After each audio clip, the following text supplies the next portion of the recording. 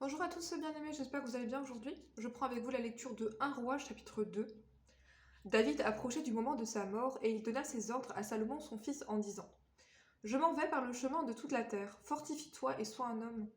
Observe les commandements de l'Éternel ton Dieu, en marchant dans ses voies et en gardant ses lois, ses ordonnances, ses jugements et ses préceptes, selon ce qui est écrit dans la loi de Moïse, afin que tu réussisses dans tout ce que tu feras et partout où tu te tourneras. Et afin que l'Éternel accomplisse cette parole qu'il a prononcée sur moi.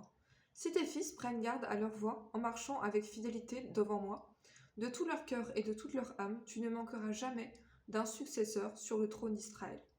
Tu sais ce que m'a fait Joab, fils de Tsérouja, ce qu'il a fait à 2 chefs de l'armée d'Israël, à Abner, fils de Ner, et à Amasa, fils de Jéter. Il les a tués, il a versé pendant la paix le sang de la guerre, et il a mis le sang de la guerre sur la ceinture qu'il avait au rein et sur la chaussure qu'il avait au pied. Tu agiras selon ta sagesse, et tu ne laisseras pas ses cheveux blancs descendre en paix dans le séjour des morts. Tu traiteras avec bienveillance les fils de Barzilai, le Galaadite, et ils seront de ceux qui se nourrissent à ta table. Car ils ont agi de la même manière à mon égard en venant au-devant de moi, lorsque je fuyais Absalom ton frère. Voici, tu as près de toi Shimei, fils de Guéra, benjamite, de Bachurim. Il a prononcé contre moi des malédictions violentes le jour où j'allais à Mahanaïm. Mais il descendit à ma rencontre vers le Jourdain, et je lui jurai par l'Éternel en lui disant: Je ne te ferai pas mourir par l'épée. Maintenant, tu ne le laisseras pas impuni, car tu es un homme sage, et tu sais comment tu dois le traiter. Tu feras descendre ensanglantés ses cheveux blancs dans le séjour des morts. David se coucha avec ses pères, et il fut enterré dans la ville de David.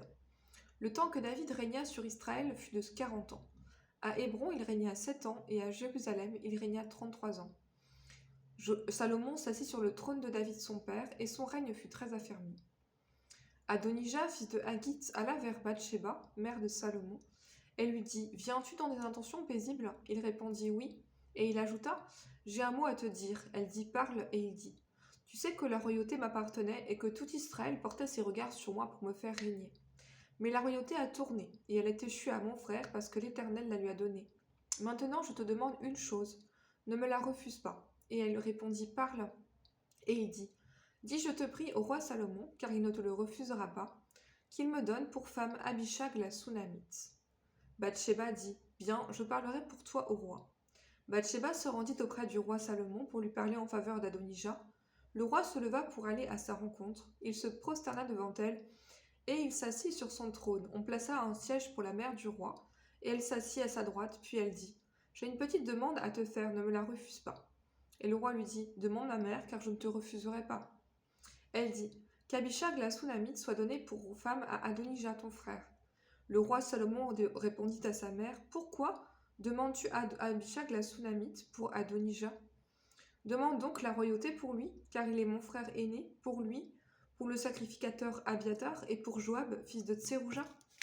Alors le roi Salomon jura par l'Éternel en disant: Que Dieu me traite dans toute sa rigueur si ce n'est pas au prix de sa vie, qu'Adonijah a prononcé cette parole. Maintenant, l'Éternel est vivant, lui qui m'a affermi et qui m'a fait asseoir sur le trône de David mon père, et qui m'a fait une maison selon sa promesse. Aujourd'hui, Adonijah mourra. Et le roi Salomon envoya Benaja, fils de Jéhojada, qui le frappa, et Adonijah mourut. Le roi dit ensuite au sacrificateur Abiatar: Va-t'en à Anathoth, dans tes terres, car tu mérites la mort, mais je ne te ferai pas mourir aujourd'hui, parce que tu as porté l'arche du Seigneur, l'Éternel, devant David mon père, et parce que tu as eu part à toutes les souffrances de mon père. Ainsi, Salomon dépouilla Abiatar de ses fonctions de sacrificateur de l'Éternel, afin d'accomplir la parole que l'Éternel avait prononcée sur la maison d'Élie à Silo. Le bruit en parvint à Joab, qui avait suivi le parti d'Adonijah, quoiqu'il n'eût pas suivi le parti d'Absalom. Et Joab se réfugia vers la tente de l'Éternel et saisit les cornes de l'autel. On annonça au roi Salomon que Joab s'était réfugié vers la tente de l'Éternel et qu'il avait saisi les cornes de l'autel.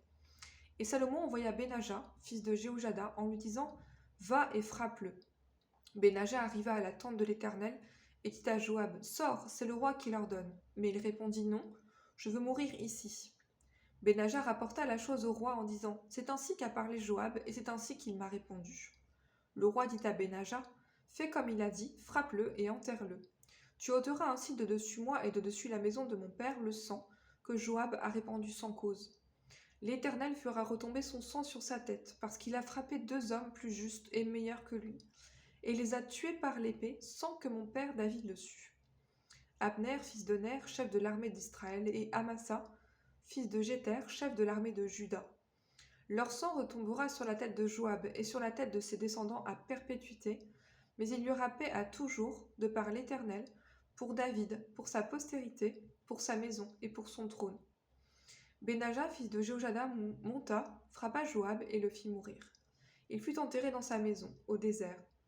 Le roi mit à la tête de l'armée Benaja, fils de Jéhoiada, en remplacement de Joab, et il mit le sacrificateur Tsadok à la place d'Abiatar. Le roi fit appeler Shimei et lui dit : Bâtis-toi une maison à Jérusalem, et tu y demeureras, et tu n'en sortiras point pour aller de côté ou d'autre. Sache bien que tu mourras le jour où tu sortiras et que tu battras le torrent de Cédron. Ton sang sera sur ta tête. Shimei répondit au roi : C'est bien. Ton serviteur fera ce que dit mon seigneur le roi. Et Shimei demeura longtemps à Jérusalem. Au bout de 3 ans, il arriva que 2 serviteurs de Shimei s'enfuirent chez Akish, fils de Maaka, roi de Gath. On le rapporta à Shimei en disant : Voici, tes serviteurs sont à Gath. Shimei se leva, sella son âne et s'en alla à Gath chez Akish pour chercher ses serviteurs. Shimei s'en alla donc et il ramena de Gath ses serviteurs. On informa Salomon que Shimei était allé de Jérusalem à Gath et qu'il était de retour. Le roi fit appeler Shimei et lui dit : Ne t'avais-je pas fait jurer par l'Éternel et ne t'avais-je pas fait cette déclaration formelle ?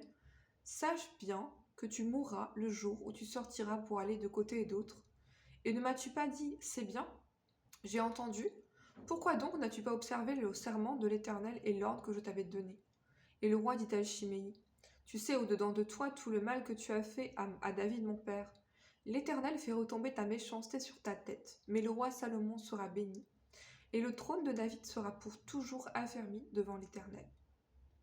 Et le roi donna ses ordres à Benaja, fils de Jéhoiada, qui sortit et frappa Shimei, et Shimei mourut. La royauté fut ainsi affermie entre les mains de Salomon.